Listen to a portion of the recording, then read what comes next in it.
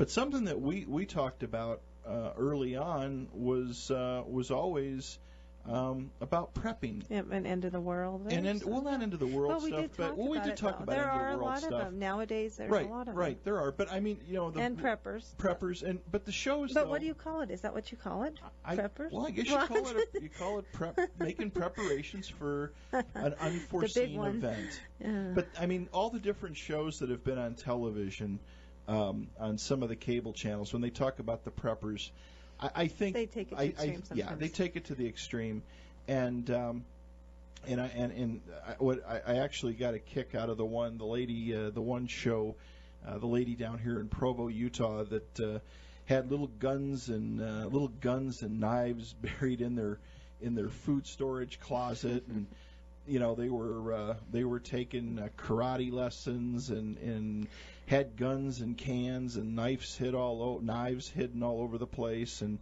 but that's not too far-fetched. Well, no, it's not too far-fetched. But who had a gun up in the cupboard in the kitchen that I didn't know about that I found? But no, but I mean, but it was just a little bit. It was a little bit too crazy. I know. I'm just giving you a hard time. And the thing is, while that was kind of neat to talk about and fun to talk about, the way the woman had everything set up, unless you had a microwave and a gas stove, you couldn't. I mean, she had everything. She had everything kind of revolving around your normal day-to-day living things. Well, you know what I think was the funniest one I ever saw? It just cracked me up. The one where the lady and the guy went out and they bought the furniture because they didn't think we'd live to see 2013. Yeah, exactly. And they did it on credit in January 2013. They thought, well, we're not going to make it. Yeah, so, with the 2012 scare. Yeah, so they thought that. Or was it 2012 or 13? I don't remember. Yeah, they bought all the new stuff because they figured they were going to be dead. Well, here it is, so, 2014, and I'm. They still have their payment book now, and they have to pay their payments. Or the bill collectors. But I think a lot of people got scared. It was a scary time. Right.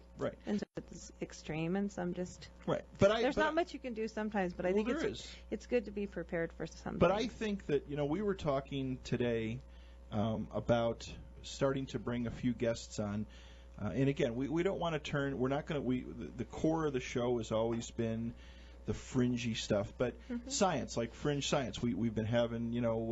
We had Dr. Jason Casbury on this past weekend from. The University of Alabama, and Dr. Jim Bell from the University of Arizona talking about, Mars and going into space. And we've got a lot of great guests lined up who are in the scientific community talking about the future of space travel. And, of course, that some people say, why do you call it fringe? Well, it is fringe. It's not something that's done every day.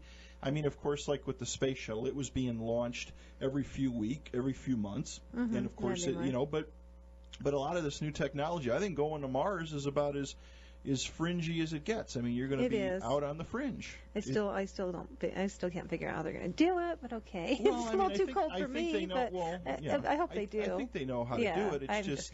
It's just that the technology is going to, the technology's here, but it's a monumental step. I think it's farther out than they're anticipating, but it will happen one day. And even this missing airliner is kind of fringy. You can find everything in the world. The NSA can find phone calls and messages, and that one thing I posted on Facebook. Russia has the best spies. We have the best spy technology, and yet we can't find. Well, I think that they want it hid. I think they know more than they're saying, and I don't think. I think that, but maybe that's just what I'm thinking. Who knows? Because if you think about it, how could there might have been something on that plane that was like top secret, and maybe someone had to get it, and unfortunately they just. I don't know if I buy into the UFO thing too much. Well, no. And did you hear also when we were on the way home? Remember what was that about the? They hijacked it to bring nukes over. No, we heard that programs was scary about when that. I heard that. I never even thought of that. Maybe using it to deliver a nuclear device and use it as I never thought of that. A weapon of, mass destruction. I mean, that was it. Durr actually sent in something funny. It's very true. It says we could talk about things like the 2011 Halloween storm we had on the East Coast and Hurricane Sandy a year later. We went 13 days without power and had the Army parked in the driveway with their Hummers. But it's interesting. It's and then one else another listener put in it's the LDS Mormons and the LDS religion. I mean, it's a big deal out here. It has been a big deal out here, talking about food storage and stuff and putting stuff away. But I think that. But one good thing about that is we know our neighbors are going to have at least a year's supply. So if something happens, we hope they are. Yeah, we hope they are. But no, but I mean, something that I brought up, and this is my concern, is it's great to have all these things put away. It's good to have canned goods and rice and wheat and stuff like that. But now our son is diabetic. Yeah. Okay, so something that we have had a huge concern about, we've talked about many times, if there is a catastrophic event, if here in Salt Lake, I mean, it can happen anywhere, just like on the East Coast, the hurricane. I mean, but probably our biggest fear here would be a major, massive earthquake. Yeah. And all of a sudden, let's just say that you've got to go on your own for several weeks. Well, our son Craig. Well, he would die. He wouldn't last several weeks. Yeah, without his insulin. Right, he wouldn't. And if you've got if you had a bad where the roads were destroyed, which they talk about here, especially on the west side of the valley. They talk about liquefaction taking process, where essentially the ground would somewhat liquefy, swallow up homes, roads, and stuff like that. And that's not fantasy. I mean, that's the real thing. Well, here they say it's just a matter of time. It's a matter of time. When, but so what do you do? So yeah, you can have all the canned goods put away, but what if you got a broken tooth? What if you have a broken arm and you can't get to a hospital? You just have to, I don't know. That's why that's the what I'm saying. preppers are here. And that's kind of the direction I think we would like to bring on some guests, and we're looking into getting some guests on to talk about things like that. Well, simple things, the water purification. Exactly. That'd be awesome to learn about. Exactly. It's stuff like that. How do you, it's all great and stuff to talk about all these things under, if something really bad goes wrong, but how many people really have it? We don't have no food storage. I mean, we really don't. No. We've got probably enough there. I mean, if we strung it out realistically, if you rationed it out, maybe 2 weeks, I think people could get by. Well, you would eat cake mixes, and you would eat candy, you would eat cookies, or you would eat what you have. I mean, or whatever, popcorn, your favorite thing. But I mean, you really would ration it out. But I think a lot of people don't take into account if something really, really bad happened. What could you do? And we talked about water purification. There's water purifiers and stuff like that. You mean I can't use my Brita? No, I'm just kidding. Well, you could use your Brita. I'm just kidding. Well, carry that around. But you could. No, but you're laughing. But you really could. You really could. But I mean, what if you had an impacted tooth? What if you broke an arm? And there is no medical help. I mean, eventually, the Red Cross or somebody may come through. Well, that's why people are probably stocking up on drugs. Well, that's right. That's right. But what are the right types of drugs that are not illegal to have in your home? What do you do if some things go, really, really bad? We were talking about prepping, and I don't like to use that. Well, I guess it's a term I guess you use, but the thing is that again we were talking a little bit before the break how some of the shows kind of show the extremes of it, and also to do some of the when you look at it's just like any of the reality shows when you look at extreme preppers, it is extreme. People are working day-to-day jobs. They can't go out. I know there's a company down here in Utah County that builds those big underground tunnels, those big underground homes. That would be nice. It would be nice if you had the room, exactly. If you had the room and the resources, and the resources to do that. It would be nice. But there's a lot of people that are, they're working or they're struggling to get by, and they can't necessarily. They have families and they can't necessarily take those kind of measures. So that's kind of one direction we're going to take the show a little bit and bring in not necessarily survivalists, but some experts on prepping, because it is such look at the economy. I mean, we hear every now and then about financial collapse. Oh, that's so scary. Right, that is scary, and it doesn't necessarily have to be an earthquake. It could be a power grid failure. I mean, it doesn't take much. But we were talking a little bit before the break about what does a diabetic do who doesn't have insulin? Well, I think there's ways they could probably, if they have a little bit, they could probably make it last. Well, they could do the best they could until they got something else, Right. But you need food too, so you'd have to definitely have food. Exactly. And then some of the other stuff. And there's a lot of different things, but what about people on oxygen? What about people that need their medicine for cancer? There's so much things that people need every day to just survive, and it would be horrible. Exactly. So and that's the thing. I mean, and that's kind of the thing that's a little bit of training would be good. And again, we're not experts, and we'll bring some doctors and stuff on to talk about some of these things. And also with food safety, like how long can you keep things? What stays good? How long does I know my grandma years ago, she used to can a lot, and she had a room that she kept ice cold. And I saw some of that canned stuff that she kept years and years after. And I don't know. I mean, unless I ate some of the 1964 tomatoes from my grandmother. You better not have fed me any. Yes, you probably gave me some. Okay. Well, when my brother came back from Vietnam, I remember his little peanut butter and crackers. Right. And I loved the peanut butter. Yeah. I had some Korean War peanut butter, and I didn't feed you any of that. No. but the thing that's kind of the thing that, and I'm not an expert in this, but there are certain foods like peanut butter. It has high protein.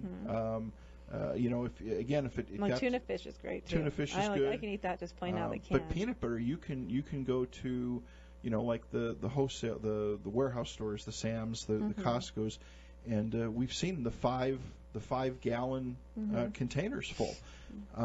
So if you had, if you can't afford to have a lot of things, get a couple of essential ones, get a couple of those. Anything that is corned beef is another thing. Anything that's soaked in brine, you can buy corned beef that's in brine. You're giving me a funny look.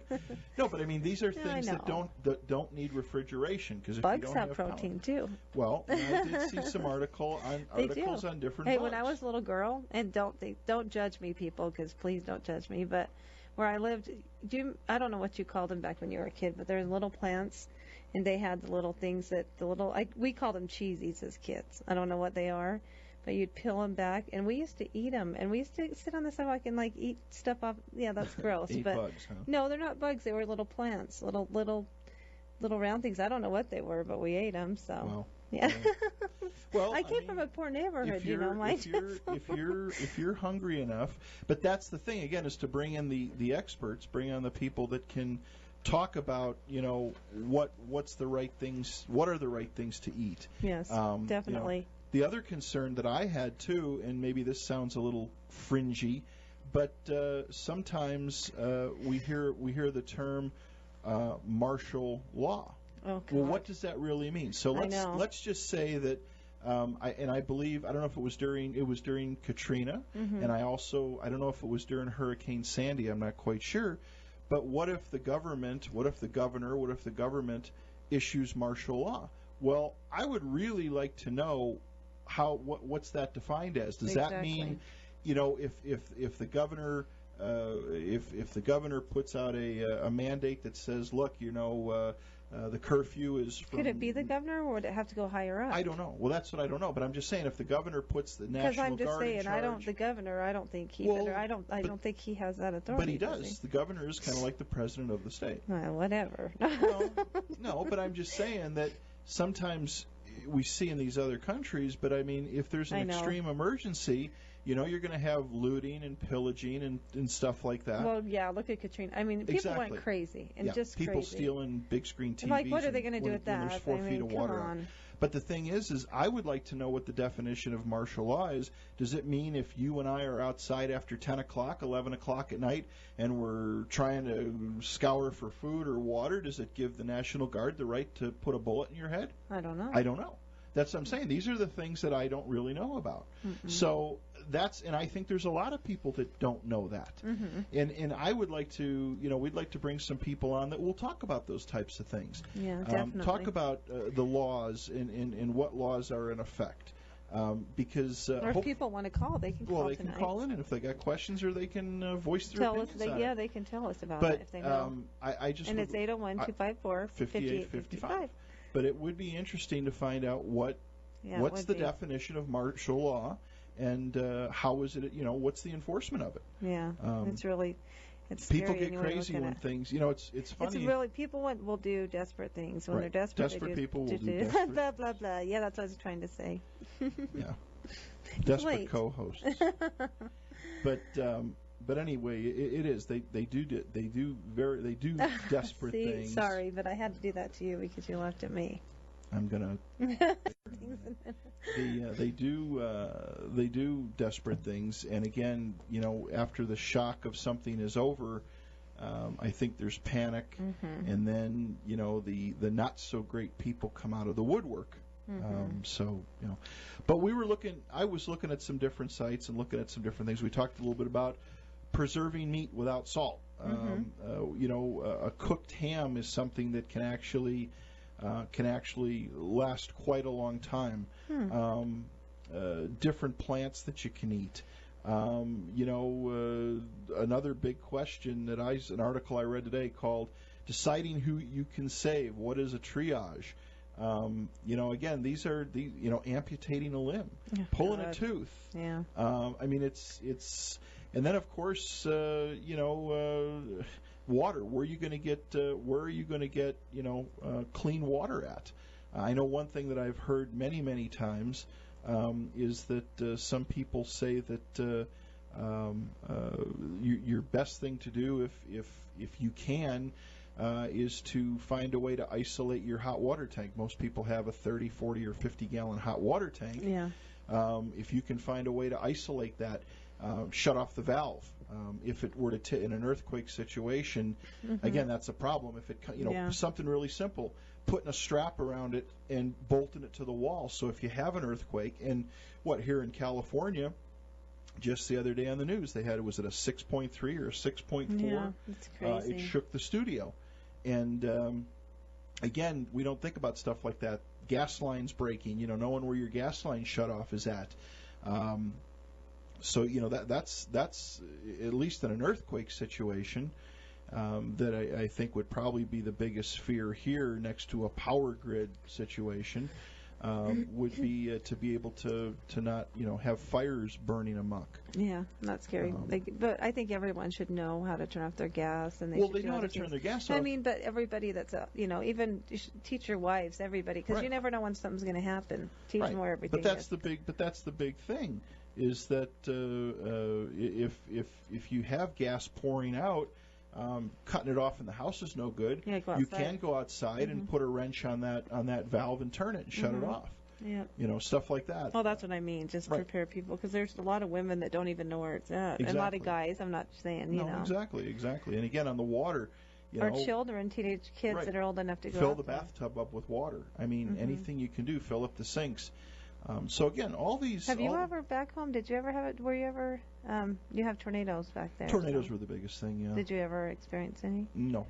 Went through a few. That's so weird. You had one here in Salt Lake. I did. That was real weird. So strange. Lived on the southern suburbs of Chicago, in kind of Tornado Alley there, and. No, I saw the sky turn dark green a few times and go dead, and the alarms go off. The air raid sirens went off, but never saw a funnel cloud, never saw nothing. And yet, here in Salt Lake City, 1,700 miles south of Chicago, in downtown Salt Lake City in 1999, we had one touch down, and I was literally my friend Bob Haremza, rest in peace, who isn't with us anymore. We were downtown at work on a lunch break, and all I can tell you is when you're so close to them, when you're so close to a tornado, you can't even imagine. You don't even see it. What let me know that it was a tornado was I saw the power lines exploding as they were touching each other, and you saw glass blowing out. And then you started to realize the debris was starting to kind of turn in a circular motion. That was the strangest one, though. It only hit like a little area, though. That was really strange. Too. I mean, it did a lot of damage. It blew out all the windows in the DoubleTree, and it was just for downtown, though. It was just downtown, and then went up into the neighborhood. So anyway, it's strange. Hi, everybody. Welcome back to the Fringe Radio Show. Tonight we are talking about prepping, and somebody did make a comment in the Inception chat room, and that's really true. Is that when prepping starts to, when you over prepare and it starts to consume your life to the point you're not living and enjoying what's around you, and that's what those prepper shows are all about. It's just a little bit too crazy. couple articles that I actually pulled up that I was taking a look at was for a food crisis, and essentially most grocery stores. This is based on a national average in the United States. Most grocery stores have enough food for about 3 days. That's really? it. Yeah, that was it? in most areas. So. But I mean, look at Hurricane Sandy. Look at some of the hurricanes that have taken. When the hurricane warnings go up, especially on the East Coast with Sandy, those stores just got wiped out in a matter of a day. So, a couple of the experts talk about if you stockpile, you got to consider your food bank as an investment, and what they say is to buy food that you're actually going to eat. The most important things before you buy anything else, some things you should take into consideration is bottled water. Most doctors say that the average human, can actually survive more than a month without food. Really? Yeah. Now, I mean, your stomach's gonna hurt. Yeah. But it's unlikely under normal conditions, if it's not 110 degrees out, that you'd last about 3.5 days without water. That would be about it. Yeah. A semi-active person should drink at least a half a gallon of water each day. So water's a thing. Yes, definitely. Multivitamins and minerals is a good thing to have. Peanut butter is a source of protein, fat, and calories, and peanut butter can last up to 5 years. Fish, storing dried fish, canned or frozen fish is probably the smartest thing. I don't know, here back home they used to in the Italian stores they'd call it baklava. You'd see those dried out codfish. Use them like a baseball bat. You could kill somebody with them. And you throw them in the bathtub, and then they rehydrate, and then Didn't you say your grandmother used to always unbelievable. Tastes unbelievable. Really? It looks horrible, but it tastes unbelievable. But again, dried fish, they don't need any refrigeration. Powdered milk is another good thing. For carbohydrates, rice, if it's properly stored, 10 years or more. Pasta, same thing, 5 years. It's good. I know we get worried about the expiration dates, but 5 years. Flour and whole grains, they can last up to 2 years, but you got to be careful about bugs. Yeah, exactly. That's you got to seal them. High energy foods, like what they call gorp or trail mix, nuts, same thing. Beans are a good place. Yes. Beans, if stored properly, 10 plus years. That's a good. That's a really canned good, meat, 6 to 10 years. Really? Yeah, I didn't know that as long as it's sealed. as long as it's in a cool place. This is interesting. I used to. I don't anymore, but my little bit of food storage that I had, which included some Korean War peanut butter, canned fruit and vegetables. I always figured that some of the experts say are not the best, but I would figure that fruit cocktail would be good because it has a long shelf life. Yeah, and you can drink the juice out of it, but it is well, I don't think it has much nutritional value with it because it's just kind of it's over processed probably the way it's in the can. I think if it was fresh, it would probably be better. Right. But canned fruit, I would say canned vegetables like beans would last quite long. They say dried fruits, apricots, and raisins. Bags of raisins would be they're easy to store. But I don't think it would hurt to have some fruit cocktails because at least you have sugar. Right. The other thing is not to store any oil, strictly lard. Really? It says lard will offer the much-needed calories during a time of crisis, and I think that's the big thing in a situation like that. You're not worried about doing a low-carb diet or anything. Actually, you want the most high the high caloric food you can find, and they say lard does not need to be refrigerated. It's best. Cooking oil's okay, but cooking oil, once it's opened, it is susceptible to mold. Where lard, even if it's open, as long as the can is sealed, it's the best thing. For sugars, honey. Honey has it's good for 30 plus years. It'll store forever, just as long as it's in not necessarily a real hot place and it's sealed. It's made from sugars. It contains just a little bit of vitamin, mineral, and antioxidants. But again, it's something that'll keep you going. And I think that, like with the peanut butter, that's the big thing. Yeah. Is to actually to just invest in get some peanut butter, tuna fish, and honey would probably be a good starter, and a lot of water. And I'm not putting it down or saying yay or nay to it, but I sometimes think that some of these food survival kits, I think they're probably a good thing because to some degree, I would hope that if there was some sort of a disaster that you wouldn't have to go more than maybe a week or two, maybe a couple of weeks or 3 weeks. But they're so costly, and I can understand the way they are because they're kind of designed to be like we've seen the ones at the warehouse clubs. They're like a grab and go. Yeah, exactly. If you got to depart. Well, yeah, because you just don't know how much you can carry with you. Right. I mean, in an ideal case, it's okay to have a case of like peanut butter and a case of, but that's heavy stuff, and can you carry it with you? And these ones that they're the 72-hour kit, which everybody should have, we should probably get one. Right. Like the ones we tried that Kristen gave us, that packet we tried. The food was really good. Well, you just add water and you're done, And then some of them even have the type where when you open them up, they actually it has a chemical reaction. Like the MREs that the military uses, so you can actually have a hot meal. Yeah. But I think the biggest thing, and again, just looking through some of these articles that I've pulled together, is again same thing. Is having plenty of water. That's the number one thing. Without the water, you're and I think probably if you're if storing things it'd be interesting to figure out how to store it the right way to where it's going to stay good. I know my grandma used to keep there's like the 5-gallon, the ones with the lids like we use for the dog food and stuff. She used to use that with rice and stuff. Right. I don't know. Right. No, I agree. It's the right way to do it. It's the right way to do it to make sure that you can the right you cook things the right way and you store things the right way. They talk about another article I found, and we'll have to do a little bit more digging into it. But they talk about batteries, how to store batteries. Again, that's the thing we kind of I think take for granted. I think in our house we've got a handful of flashlights with